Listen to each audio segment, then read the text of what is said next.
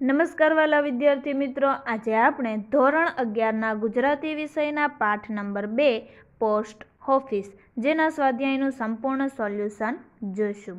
જોઈએ આપણે પ્રશ્ન 1. નીચેના પ્રશ્નોના ઉત્તર એક વાક્યમાં લખો. નંબર 1. અલી ડોસાને એ જાગ્યે બેસવાનો કેટલો અભ્યાસ હતો? તો તેનો જવાબ જોઈએ. અલી ડોસાને એ જગ્યાએ બેસવાનો 5 વર્ષનો અભ્યાસ હતો. નંબર 2. અલી ડોસા પર આવેલા પત્રનો પોસ્ટ માસ્તરે શા માટે ઘા કરી દીધો? તેનો જવાબ જોઈએ.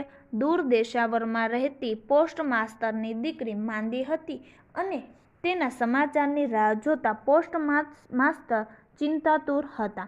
એવામાં એમની પાસે પડેલા ટપાલના થોકમાંથી તરત તેમણે પોતાનું છે એમ સમજીને એક કવર ઉંચક્યું. પણ એ કવર ઉપર અલી ડોસાનું સરનામું જોયું એટલે પોસ્ટ માસ્તરે વીજળીનો આંચકો લાગ્યો હોય તેમ અલી ડોસા પર આવેલા પત્રનો ઘા કરી દીધો. ત્યાર પછી નંબર 3. અલી ડોસો રોજ શા માટે પોસ્ટ ઓફિસે આવતો હતો? તેનો જવાબ જોઈએ. દૂર રહેતી તેની દીકરી મરિયમનો કાગળ એક દિવસ આવશે એ શ્રદ્ધાને આશાથી અલી ડોસો રોજ પોસ્ટ ઓફિસ આવતો હતો. ત્યાર પછી નંબર 4.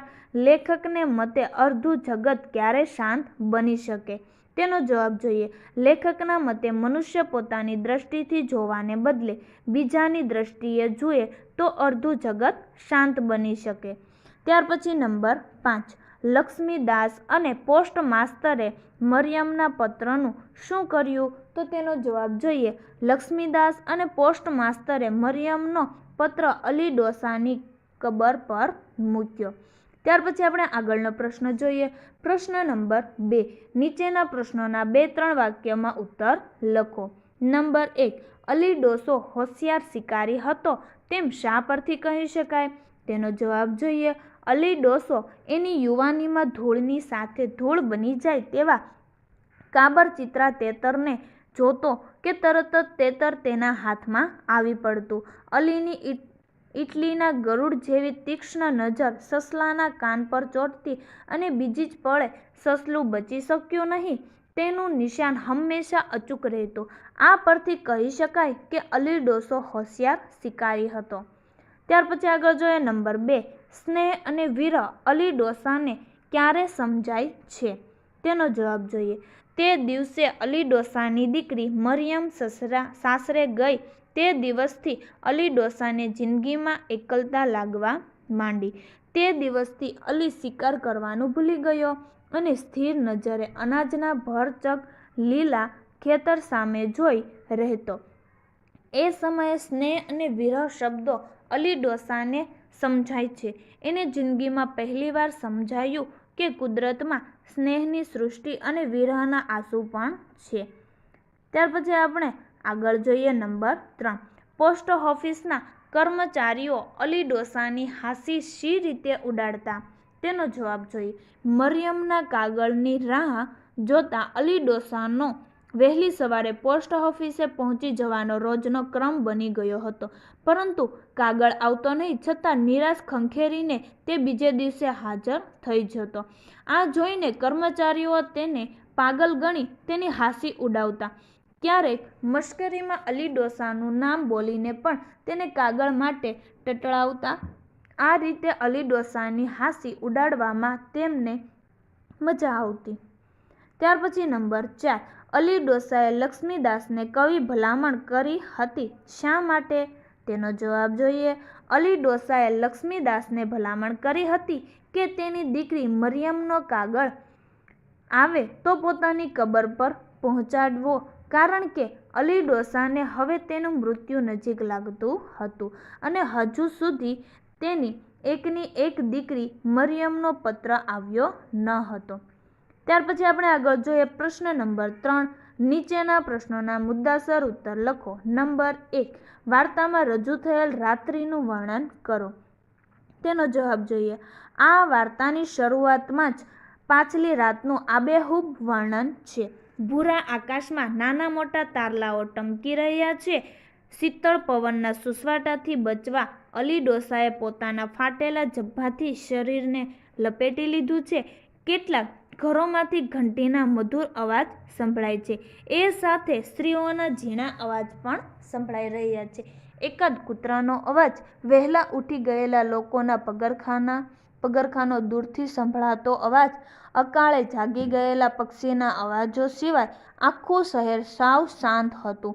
લોકો મીઠી નિંદ્રા માણી રહ્યા હતા. શિયાળાની રાત વધુ ગાઢ બનતી જતી હતી. મનુષ્યના સ્વભાવ જેવી શિયાળાની ઠંડી કાતિલ હથિયારની જેમ પોતાનું સામ્રાજ્ય ચારે બાજુ ફેલાવી રહી હતી. રાત્રિ વધારે સીમણી બનતી હતી. પવન સોસરવો નીકળી જતો હતો.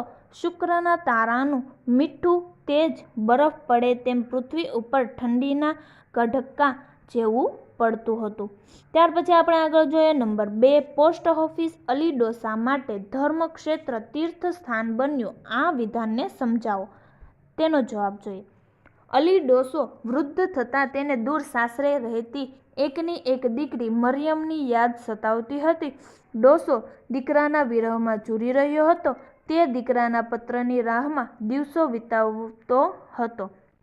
તે જાણતો હતો કે પત્ર આવશે તો પોસ્ટ ઓફિસમાં જ હશે. આથી તે દરરોજ વહેલી સવારે શહેરની પોસ્ટ ઓફિસે પહોંચી જતો.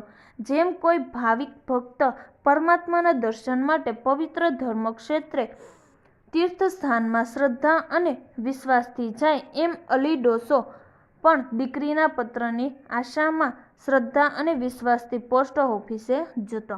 આમ પોસ્ટ ઓફિસ અલી ડોસા માટે ધર્મક્ષેત્ર તીર્થસ્થાન બની ગયું હતું.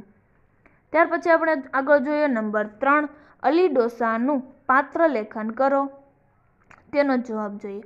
અલી કોચમેન એની યુવાનીમાં કુશળ શિકારી હતો. તેનું નિશાન અચૂક હતું. એક પણ પક્ષી તેની બાજુ નજરમાંથી છટકી શકતું નહીં. પરંતુ વૃદ્ધાવસ્થાએ પહોંચતા તેનામાં ગબજનું પરિવર્તન આવ્યું હતું. તે શિકારી મટી એક સંવેદનશીલ વત્સલ માનવ બની ગયો. વૃદ્ધાવસ્થામાં તેને દૂર સાસરે રહેતી તેની એકની એક દીકરી મરિયમની યાદ આવતી હતી. તે પુત્રીના વિરહમાં તડપતો હતો. દીકરીના પત્રની રાહ જોતા અલી માટે પોસ્ટ ઓફિસ જાણે તીર્થસ્થાન બની ગયું હતું. તે શ્રદ્ધા અને વિશ્વાસથી રોજ વહેલી સવારે પોસ્ટ ઓફિસે પહોંચી જતો અને સાંજ પડીએ નિરાશ થઈને પાછો વળતો. આથી તે પોસ્ટ ઓફિસના કર્મચારીઓ માટે ઉપહાસનું પાત્ર બની ગયો હતો. કર્મચારીઓ તેને ગાંડો ગણતા હતા.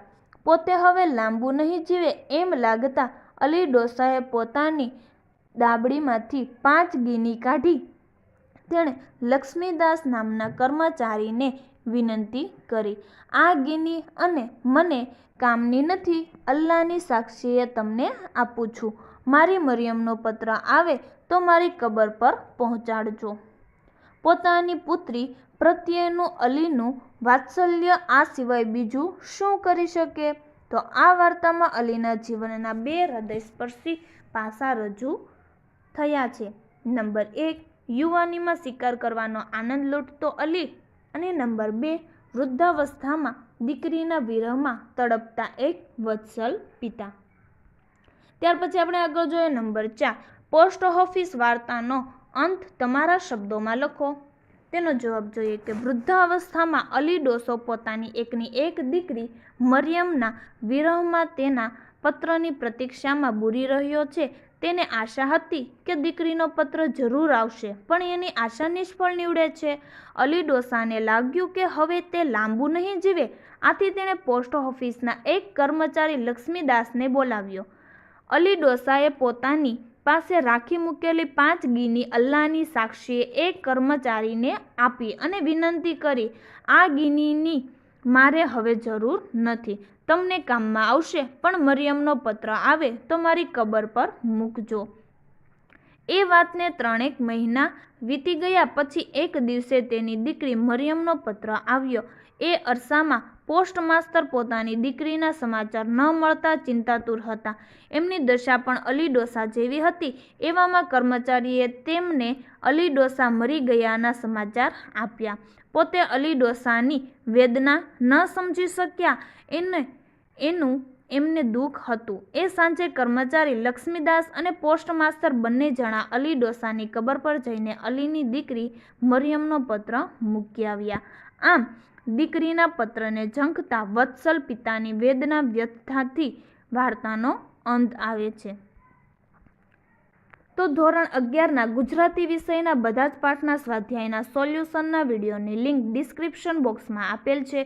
તો આ વિડીયો તમે તમારા દોસ્તો અને મિત્રોને પણ શેર કરજો.